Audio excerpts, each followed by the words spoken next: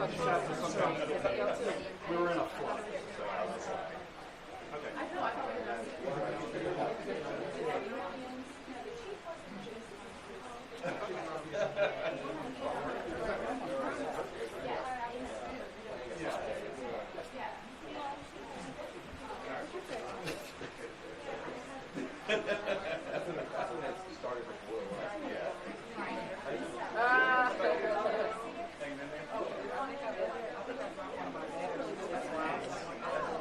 No, it's so much easier.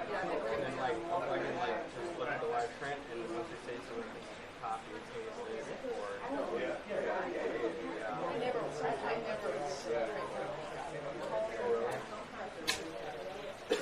I'd say like when you have the photography the producer it goes so just get it out.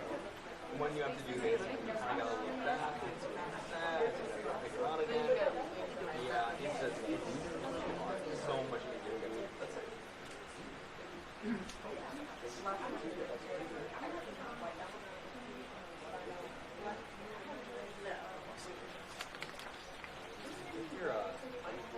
So your battery in your camera, is it not just questions about that?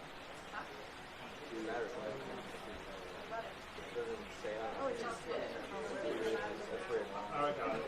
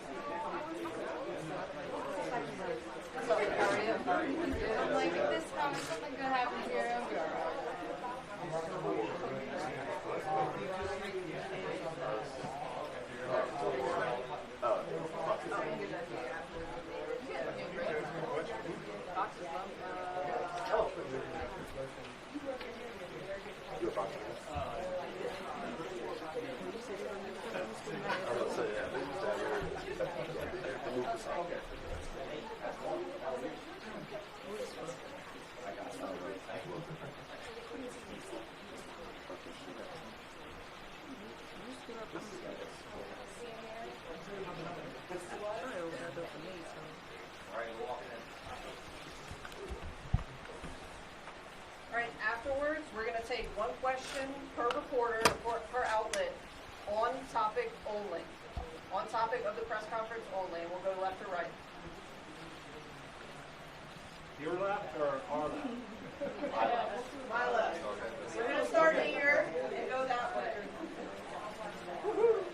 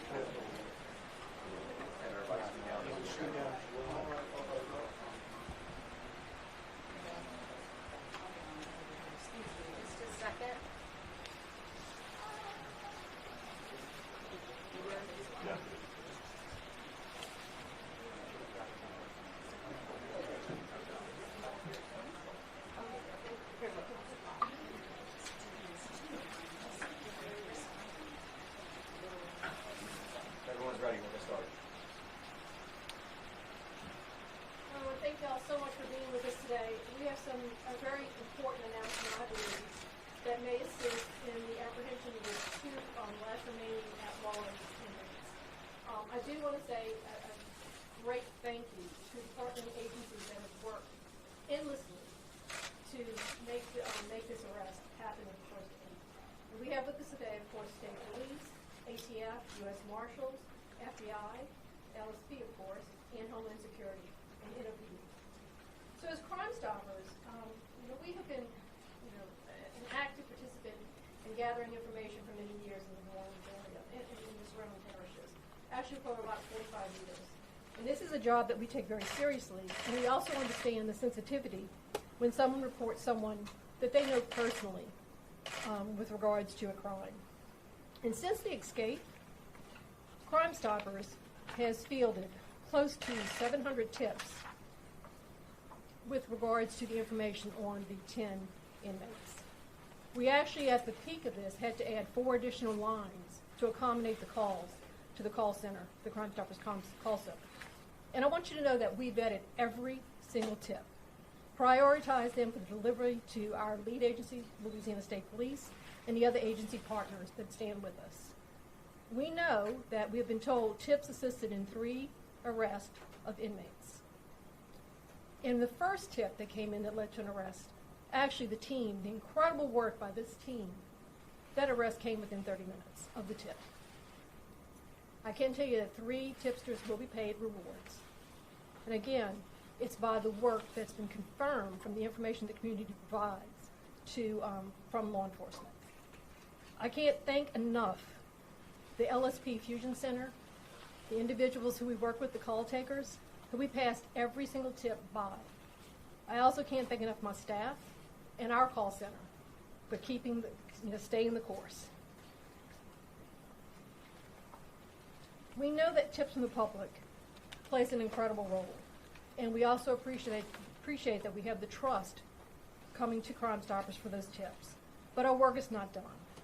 With 2 remaining inmates, our board, our organization, wanted to stand firm and encourage anyone who might have intimate knowledge of the whereabouts of Mr. Massey or Mr. Groves not to wait, but to contact us immediately. To kind of put a little meat behind that, we wanted to let you know that Crimestoppers today has increased its reward for information that leads directly to the arrest of each of these individuals, up to $20,000. Now with Crimestoppers, we are combining with the ATF, making the reward significantly higher. And you're eligible for the Crimestoppers reward by contacting us directly. With Crimestoppers, you're going to remain anonymous. It's our standard protocols. And we truly hope that with this increased amount, if you have personal knowledge of the whereabouts of these individuals that can help law enforcement make that arrest, to contact us. And again, we can't say it enough, with Crimestoppers, you will remain anonymous. Now I'd like to have the ATF speak up.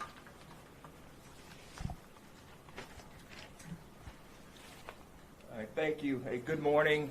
My name is Joshua Jackson. I am the special agent in charge for the ATF New Orleans Field Division. As New Orleans has heard me said, and other communities in Louisiana, ATF's priority mission is to prevent, reduce, and solve violent crime.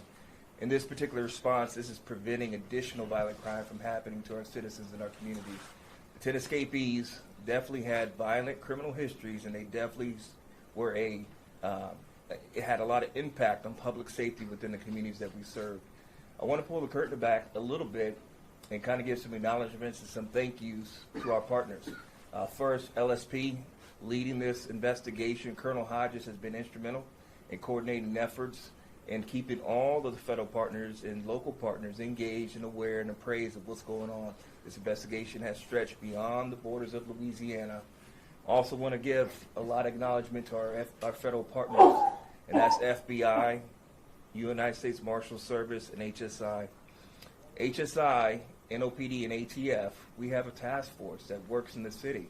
You guys might recall when we did a press conference speaking about the crime drop, the violent crime decreases within the city of New Orleans, and we talked about this task force. This task force is led by New Orleans Police Department Special Operations Division, Tactical Team 2, ATF, and Homeland Security Investigations. This team has been instrumental in this response. This task force is the one that comes out and they do investigate violent crime in all capacities to include the fugitive apprehension. They've been instrumental in conducting search warrants, interviews that have directly led to arrest and capture of some of these escapees. The last acknowledgement and thank you I want to give to the public and the community at large. You guys have been instrumental in providing tips and working with us to help keep you safe. We're not at the finish line. We still have 2 more to go that we need to capture and bring back and put back in custody, as they do pose a risk to public safety to all of us in the community. I also want to reiterate to firearm owners, we want to make sure that this is already a dangerous situation. We want to make sure that firearms are secured in your vehicles. We don't want any handguns, rifles that are unsecured coming into the hands of these two individuals who are still outstanding. Also be vigilant in your home. Make sure your firearms are secured throughout the area until we get these 2 individuals back into custody. So thank you to New Orleans and the greater Louisiana area for your assistance and your help with this investigation. I'm going to turn it over to Chief of the United States Marshals.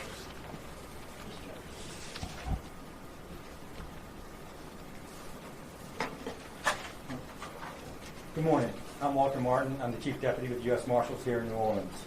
I want to start by thanking several groups.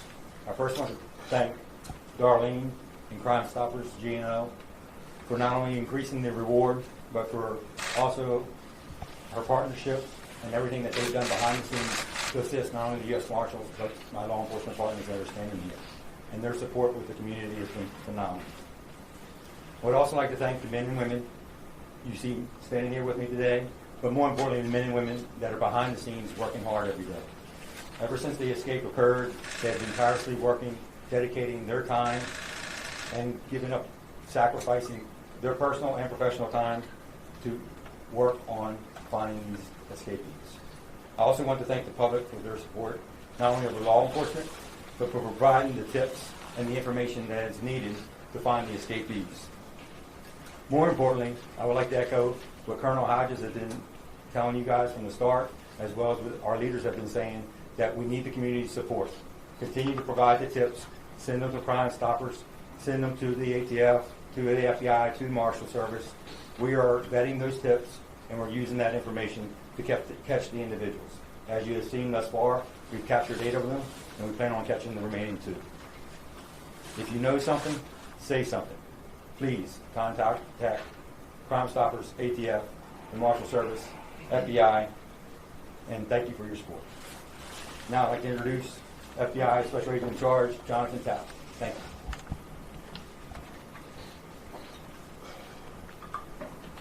Good morning, folks. Thank you, Chief.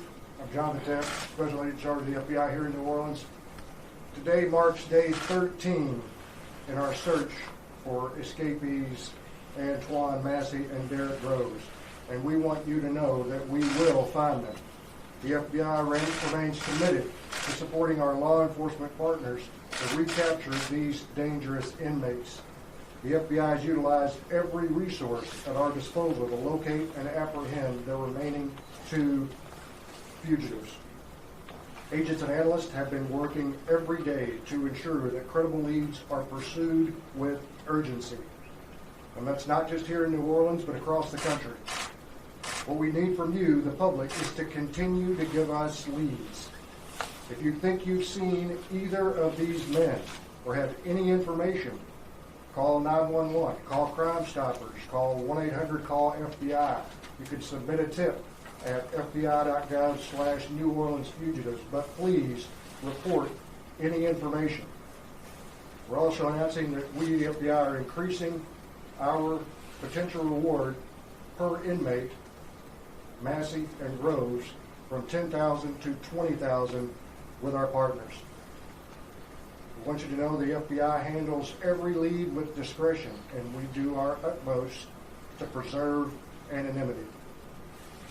But sometimes this is difficult. We understand with our law enforcement partners that some of you might be reporting a friend, a loved one, a relative, and albeit not easy, it is critical to your safety and the safety of the public that you report them. Thank you very much. I'll turn it over to Colonel Hodges. Thank you, SAC Tapp.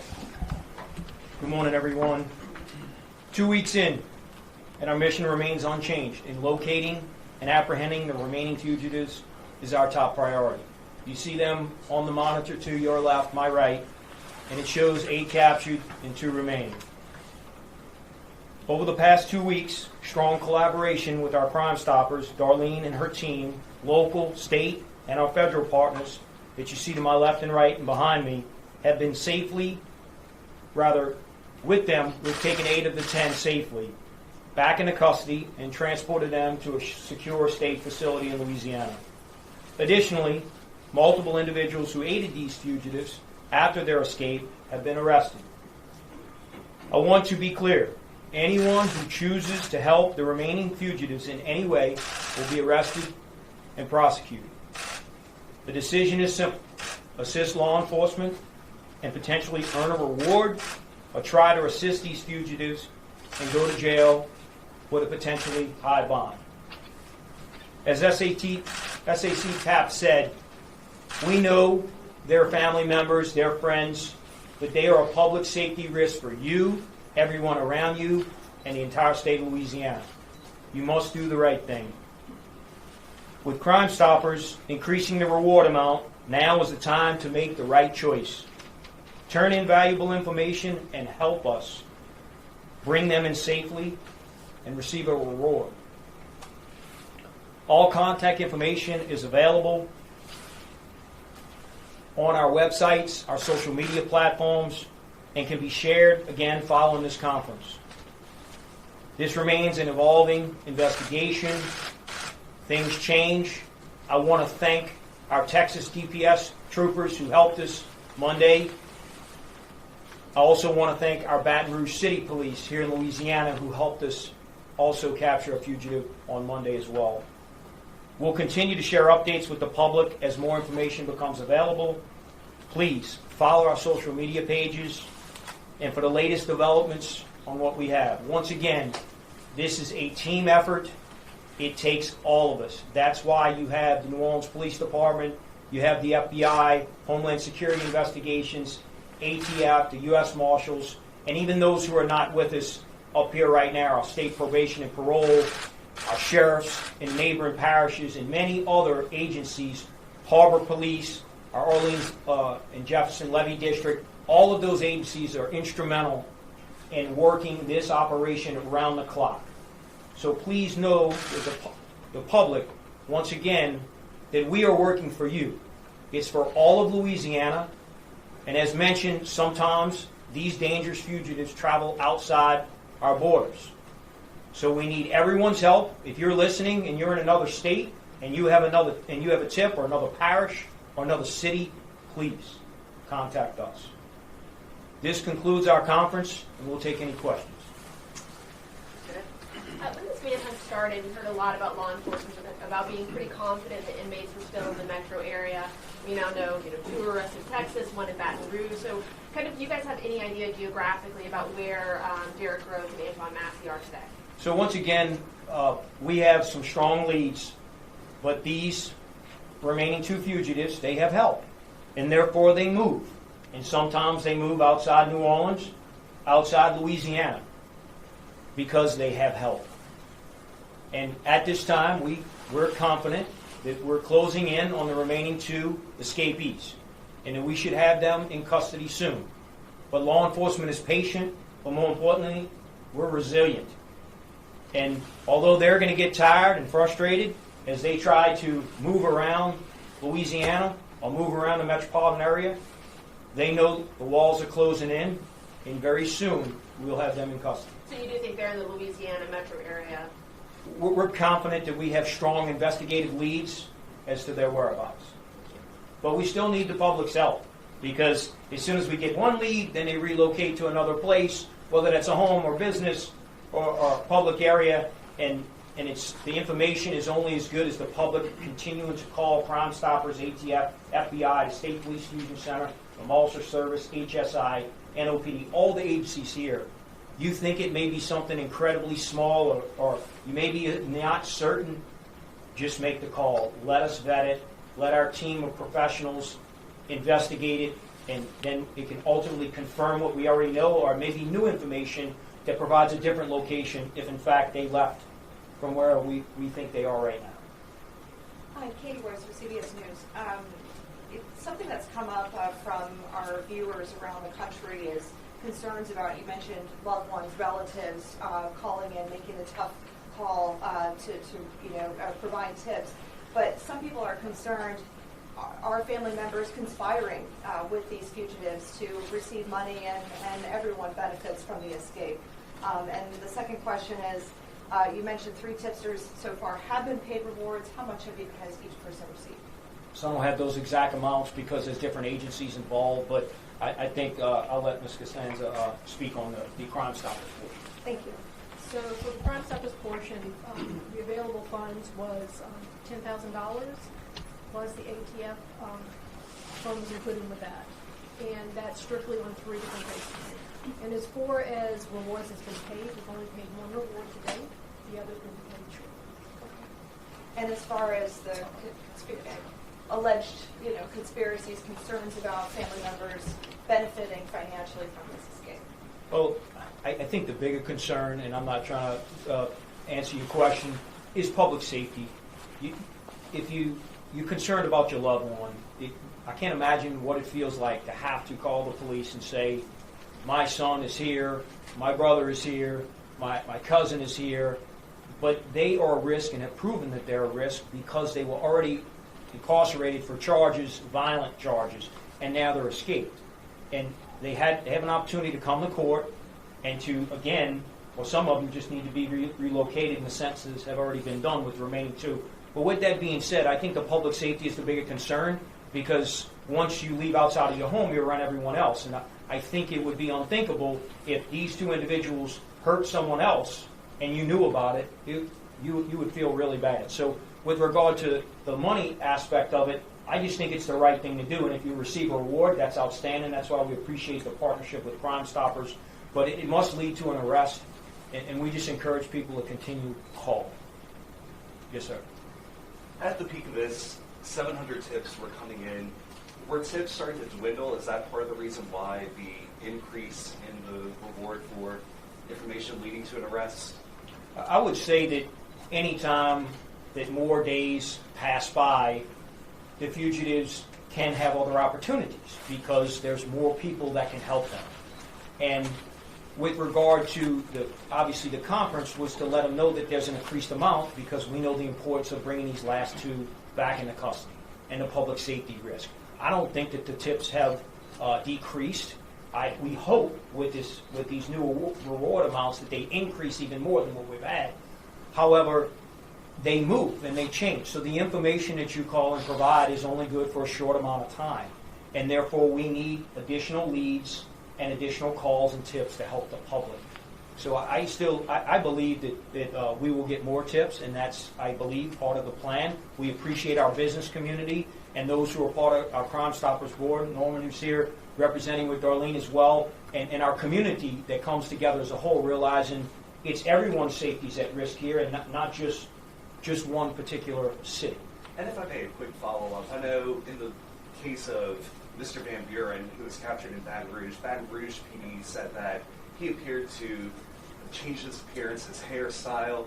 Are you all concerned that any of the remaining fugitives have changed their appearance? Well, I mean, certainly, again, as more time passes, things change. People could change their appearance.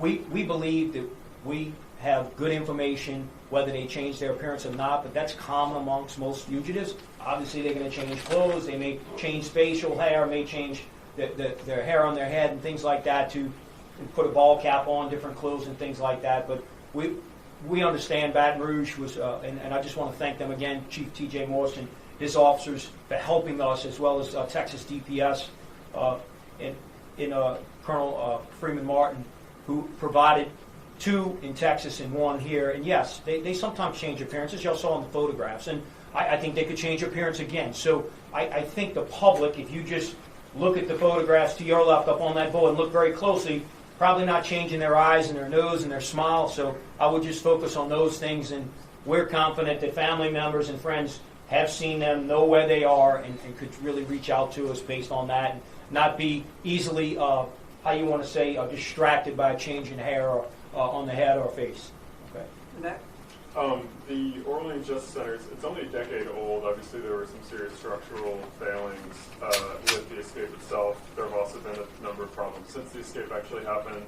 I know the Sheriff's Office isn't here today, but can any of y'all speak to why a decade-old state-of-the-art facility is in such shambles? So our focus today on this conference is obviously to make the public aware that the reward has increased, and the reward is directly related to the apprehension of the remaining 2 fugitives and escapees to bring them back in custody.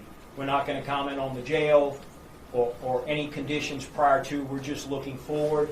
We have 8 captured. We have 2 more remaining, and that's what we need the public's help with. There'll be a time later that you'll be able to ask those questions, but this conference is specifically geared to those 2 fugitives who remain at large. Ms. Darlene, can you just reiterate and walk us through, for people that want to bring in tips to see the inmates, what's the next step? And have tips helped with those that were aiding and abetting, like finding out who was actually part of the fugitives' escape? So I'll say that we've gotten tips on all different things. So we've gotten tips on certainly on the fugitives, where they may be, who they may be with. Certainly certain tips have helped and assisted law enforcement to make the apprehensions of 3 of the individuals. As far as the other individuals who are aiding and abetting, yes, we've gotten information from those folks. What we're telling you is that you need to go ahead and make sure that you contact us. You receive a tip number when you call Crimestoppers. You're able to update your information, and believe me, many of these tipsters are. Send us the update. Send us what you're seeing on social media. All of that is, again, combined and vetted by law enforcement as they build, as they work the puzzle of this. But at the end of this, we will hope that one person, at least one tipster's information will lead to that arrest. And with regards to the volume of tips, when we first started out, remember, we had 10 folks that we were looking for. We're down to 8. Certainly that volume was affected by the number of individuals who were out there. We look at every individual as a case. So we're now down to 2. I now 100% agree with the Colonel that we are going to see an increase with this huge reward of people sending information. We want you to be part of the team. That's why we're standing here asking you to be part of the team and part of the solution. Thank you. So can you say which 3 have been apprehended, like thanks to tips? We're not going to discuss that. Just know 8 are in custody at a secure facility here in the state, and then we have 2 remaining. Okay. And we just want to focus on those 2. If your question pertains to the rewards, will be allocated accordingly once they go through the protocols. Crimestoppers has been in business for almost 50 years. They're very successful for a reason, because they pay on the rewards, which match an arrest, and they do it anonymously. So I think the public can feel confident that if the information that you provide does in fact lead to an arrest and a conviction, it will be in good position to provide our partners here, FBI, ATF, and Crimestoppers will provide those rewards. Make no mistake, they've been around a long time because they're resourceful, they're helpful, they're part of the community, and ultimately they pay those rewards. So what is the total reward amount now with both of these increases? It's $50,000 per remaining fugitive with our partners here, a combination of Crimestoppers, ATF, and the FBI. Anyone over here? Thoughts? You go first. My question is, there's more than a dozen we know that have helped these inmates escape or after their escape. So have the people that you guys have talked to, has that started helping in this search for the last 2? Can you speak I think it sends a message that if you assist or you help those who remain fugitives, that you will be charged and prosecuted. And I go back on what I said earlier, make the right decision, contact law enforcement or Crimestoppers and our partners up here, and give us the information we need to bring them to justice. The longer, if you help and you assist, you're just putting all of public safety at risk by doing that. And that we ask again the public to please contact us with the information. All right, I have a question. As far as timing goes, we're heading into week 2 of this investigation. Does time help the remaining inmates, or does it help the law enforcement in terms of, it seems like they're just running around in circles at this point as you guys are picking up leads. But if we head into week 3, does it make it more difficult for the law enforcement, or does it make it more difficult for the remaining inmates? I think it makes it more difficult for the escapees because they're tired, they're looking over their shoulder, they're running out of resources, and with the increase in the reward amount today, we're going to get more tips, which means we're going to close in faster, and therefore, I think the advantage goes to law enforcement, and we need the public's help to ensure that we keep that advantage. Thank you. And is there any concern about them, I guess, trying to leave the country? I think that's the idea. No, I don't think they have those resources, but certainly we have our federal partners here, and that's why it's beyond the city of New Orleans and the borders of Louisiana, and it's a collaborative effort amongst federal, state, and local law enforcement. Do you at all believe that Maxie and drugs could be together at this point? Do you believe they might be separate? Well, we don't rule anything out, but we're not going to talk about ongoing, tactics and techniques and things and information that we have. It's just best that the public, if someone knows that they're traveling together, please call us. We would like to have that information. All right, that concludes everything. Thank you all for coming.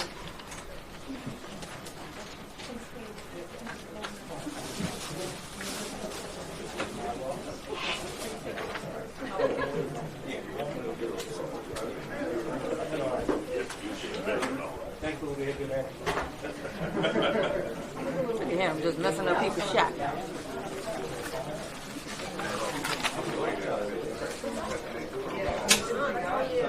Sure, I thought you was gonna be screwed to get out. I thought I was going to have to walk out of the room. I was texting him. I said, "Yo, I don't think Troy gonna get out that corner to make this happen." Text immediately to grab a bottle of water and roll it. I would have went to the everybody knows that. You gotta make sure You too. Yeah, I came for a different. I got you.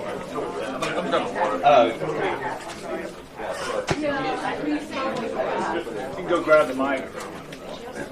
Amelia, grab my mic.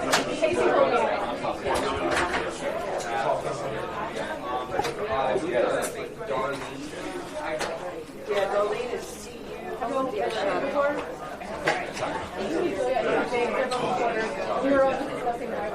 Troy, watch out. Get the shot.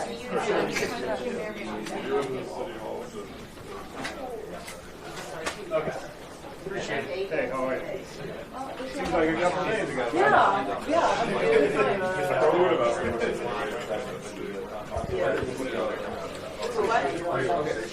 I'm in St. Louis. You good? I thought I was going to have to walk out of the room. I would have went, but I knew they were streaming my shot. I was like, yo, if I gotta go, I'll go out the door for you. That's why I texted. I was like, Just something in my throat, man. All of a sudden, just. We'll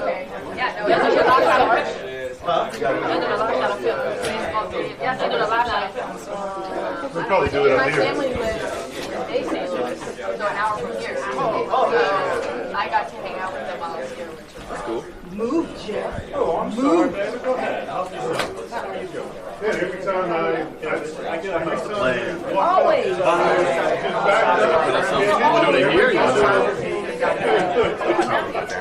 I'm like, man, you know, every time he's trying to get a shot, I'm trying to get a Appreciate it. Appreciate it, man. Start baking cookies. You think so? Yeah.